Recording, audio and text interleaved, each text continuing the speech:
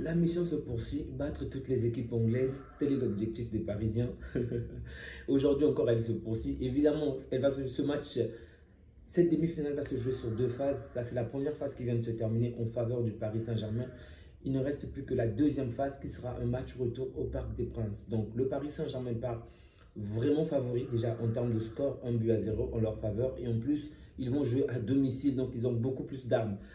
Malheureusement, mon pronostic d'hier n'est pas passé. J'y croyais vraiment. Je croyais vraiment que Arsenal devait faire quelque chose. Mais le but de Dembélé marqué à la 4e minute a tué les espoirs du club. Ils ont réussi à revenir au score en seconde période en marquant le but d'égalisation. Mais finalement, il a été refusé par un positionnement d'hors jeu. En seconde période, la seconde période a complètement été sous sa domination, son emprise. Mais cela n'a pas suffi pour revenir au score. Donc finalement, c'est le Paris Saint-Germain qui l'emporte sur 1-0. Salut les amis, j'espère que vous allez bien. Donc on va parler de ce match entre Arsenal et le Paris Saint-Germain. L'Emirates a été éteint. Sincèrement, j'avais entendu comme quoi ça s'appelle la bibliothèque, mais sans blague, c'était trop calme. À un moment où les joueurs essaient de pousser, mais c'est trop calme. Ils m'ont vraiment fait penser à Barcelone, en fait, lorsqu'on n'a pas nos ultras. Sincèrement, trop calme. C'est comme si les gens ne sont pas là pour regarder un match de demi-finale. C'est comme s'ils ont l'habitude de jouer cette compétition, alors que ce n'est pas le cas. Mais soyez bouillants, soyez plein de feu. Poussez, je ne sais pas moi, lancez des feux d'artifice. Faites du bruit quand même. Après 9 ans, je crois, plus de 9 ans, excusez-moi, je crois que la dernière demi-finale remonte en 2009. Vous n'avez même pas joué à cette compétition et c'est la première fois que vous puissiez encore y jouer. Et le stade est aussi calme que ça. Sincèrement, ça m'a choqué. J'attendais plus que ça, ok? Il y avait aussi un peu du vice du côté des Parisiens, par exemple, tomber tout le temps pour signaler les fautes. Il y en avait un peu, mais c'est ça le foot, c'est ça. Et ils ont, malheureusement pour les Gunners, ils sont tombés dans le piège. Saka qui commet la petite faute sur Mendes et ensuite pète les plombs, il prend un carton jaune. Non, c'est pas digne, Saka, c'est pas digne. Bref. Le Paris Saint-Germain qui commence bien, le match n'a pas été parfait, ok, mais je dirais les 24 premières minutes ont vraiment été en faveur du Paris Saint-Germain. Il y avait énormément de pression, il y avait constamment, on va dire, il ne s'agissait pas du repli défensif, mais une pression dans tous les niveaux en fait, offensivement, au milieu et même en défense. Dès que un joueur de Gunners avait la balle, directement il y avait au moins un, voire deux Parisiens sur lui. Et après cette période, ces 24 premières minutes jusqu'à la 30e minute, on va voir que ça va un tout petit peu s'équilibrer. Et après, ce sont les Gunners qui vont reprendre le dessus. Et donc, pour assister à, par exemple, une action dangereuse du Paris Saint-Germain, de la 30e minute, il va falloir attendre, je crois, la 64e minute encore. Donc, c'était chaud, c'était chaud. En termes de tirs, évidemment, le Paris Saint-Germain sort avec 11 tirs, des Gunners 10. Et le Paris Saint-Germain 4 tirs cadrés, les Gunners 5. Mais je pense que les tirs parisiens ont peut-être été, les opportunités parisiennes ont peut-être été plus franches, ok? Elles n'ont pas forcément terminé dans des cages, mais elles ont été plus franches. Le positionnement n'était pas vraiment parfait de la part des Gunners, surtout en seconde période, avec les deux actions. Celle de Barcola d'abord, avant tout, malheureusement, qui passe juste à côté du second poteau. Ensuite, celle de Ramos qui touche la barre transversale. Donc, ce n'était pas parfait, mais je pense que le Paris Saint-Germain a eu des actions beaucoup plus dangereuses, beaucoup plus d'opportunités pour creuser de l'écart. Du côté de Arsenal, il y a eu deux opportunités où, on va dire, Donnarumma a fait deux bons arrêts, ok, deux bons arrêts, mais personnellement, je trouve également que ces joueurs-là n'ont pas été à la hauteur, que ça puisse être Martinelli. Je crois que c'est Martinelli sur les deux actions. Martinelli est trop ça. Je crois que c'était Martinelli. Vraiment, ça m'a déçu. La finition n'était vraiment pas bonne. Je l'ai trouvé, parfois c'était trop molle. Donc, il joue la balle avec le bout du pied ou c'était, en fait, pas assez haut, en fait. Bref, dans tous les cas, c'est pas évident, ok. Vous me féliciter Marquinhos pour les arrêts qu'il a réalisés, mais j'ai également trouvé les attaquants des Gunners trop timorisés, ils sont trop restés dans leur boîte en fait. Ils ne sont pas sortis ils sont pas sortis du style du jeu ou essayer quelque chose d'osé.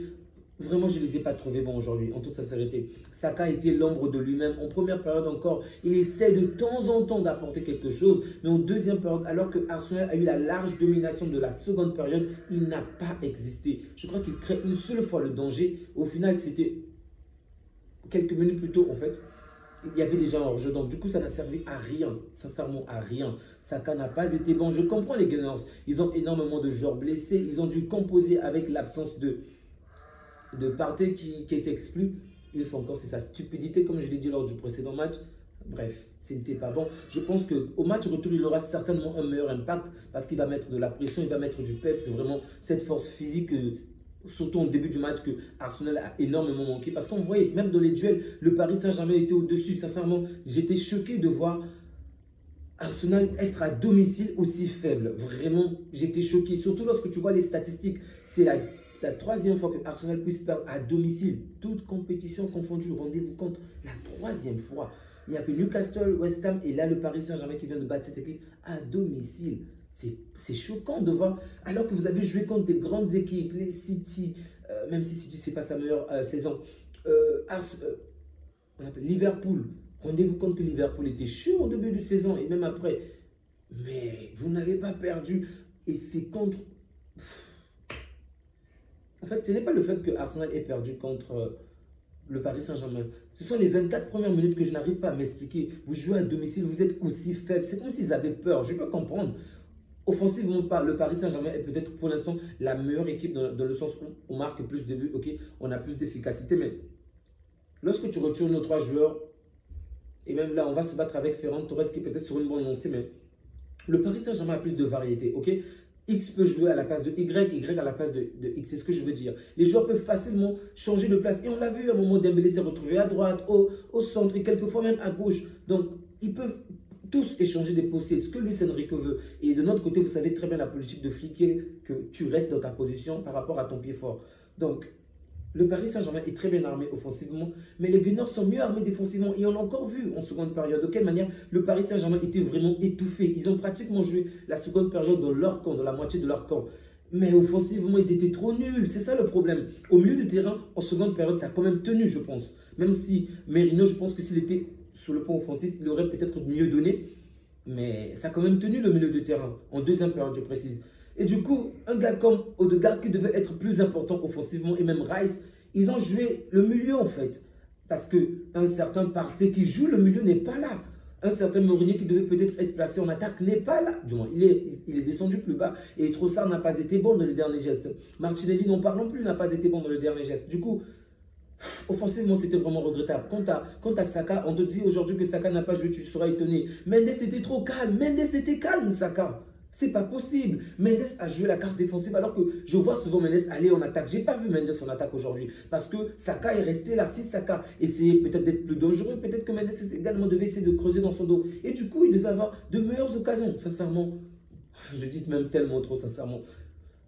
Le match est passé très vite. Je ne vais pas vous mentir. Je ne me suis même pas rendu compte de quelle manière on était déjà à la 90e minute. J'étais choqué.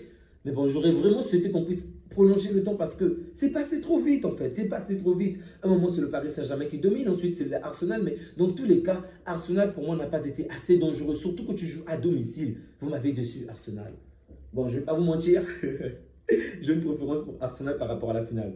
Ok? Je veux le remettre de 2006, comme je vous l'ai dit. Mais ça m'a déçu. Ça m'a vraiment déçu. Toutefois, le Paris Saint-Germain ne sort peut-être pas sur la meilleure des scénarios puisque Dembélé apparemment est sorti. Il paraît que c'est peut-être juste une fatigue musculaire, mais il est directement allé, ça s'appelle comment dans les vestiaires, ok?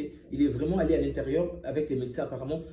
Bon, si Dembélé n'est pas là au match retour, on ne va pas se mentir, ça sera beaucoup plus compliqué. Parce qu'on a vu de quelle manière il a marqué aujourd'hui sur une très belle passe de Vara Skriniar. Oh, Vara.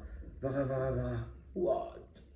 Je me souviens encore lorsque je faisais des débriefings où je voulais qu'il vienne à Barcelone. Oh, Vara. C'est peut-être pas le meilleur des dribbleurs, ok? Il n'est peut-être pas parfait dans le dernier geste, mais les passes qu'il fait sont tellement bonnes. Le repli défensif est tel. En fait, il se donne, ok? Il sait qu'offensivement, ce n'est pas un Yamal. Je ne vais pas vous mentir en termes de dribble. Yamal l'éclate. Mais la manière dont il se donne défensivement, wow. Les moments où tu te disais, mais c'est pas ton poste, Vara. C'est pas à toi d'être là. Il a tellement soutenu. Mendes, waouh, j'étais choqué. Le mec s'est tellement donné. C'est lui qui réalise l'action offensive, mais dès que son équipe perd la balle, il revient rapidement pour défendre. Combien de fois il a arrêté des actions dangereuses des Gunners? Vraiment, je suis choqué. Pour moi, Timbers a fait un très bon match. Odegaard, c'était pas le meilleur match. Rice, encore, ça va un tout petit peu. Mais comme je l'ai dit, c'est collectivement que Arsenal n'a pas été bon, à mon sens. Saliba a fait un bon match, je dois avouer. J'ai trouvé Saliba plutôt bon. J'ai aimé, pas d'erreur défensive.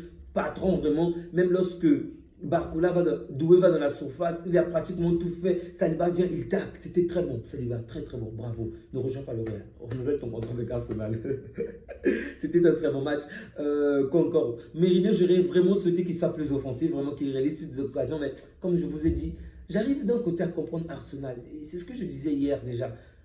Dans des grandes compétitions, dans des matchs où il y a des choses très importantes, ils ont toujours ce petit déclic-là qui manque, ce petit truc-là qui manque. On l'a vu. Ils se retrouvent face à face à Donnarumma, ils ne parviennent pas à marquer. C'est ça, le petit truc qui manque pour les emmener à un step plus élevé, en fait. Le Paris Saint-Germain n'a pas eu besoin de 5 ou 7 occasions. La première occasion de Dembélé, la véritable occasion franche, il l'a mise.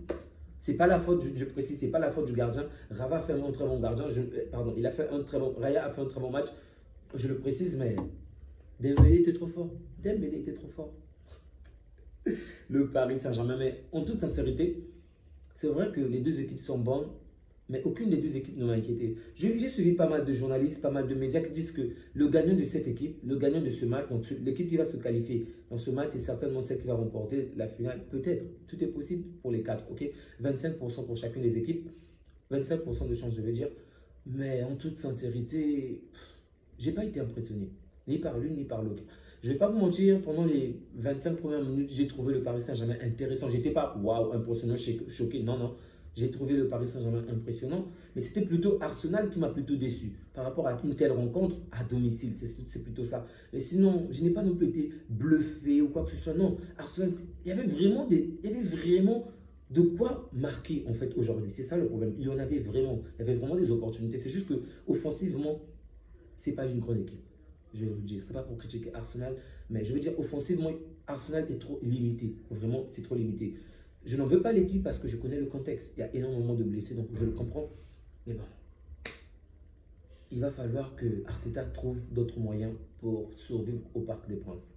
Parce que je pense que le Paris Saint-Germain à domicile, c'est une autre équipe. Elle sera encore plus forte, elle sera teigneuse. Bon, dans ce match, je ne vais pas vous mentir, je pensais que pour moi, Hakimi méritait peut-être même un carton rouge à un moment parce qu'il a commis pas mal de fautes. Mais bon, c'était pas non plus du vol ou quelque chose de grandiose. Mais je pense que Hakimi était vraiment sur la sellette. Il aurait pu obtenir un carton rouge. Je pense que ça n'aurait même pas choqué.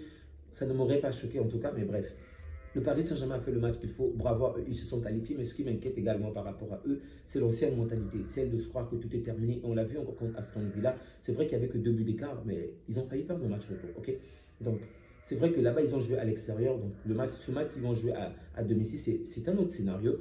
Toutefois, j'espère que le Paris Saint-Germain ne va pas perdre la tête. Parce qu'on l'a vu avec, ça s'appelle comment déjà Liverpool. Ok, on l'a vu avec Liverpool. Liverpool a gagné le match à l'extérieur.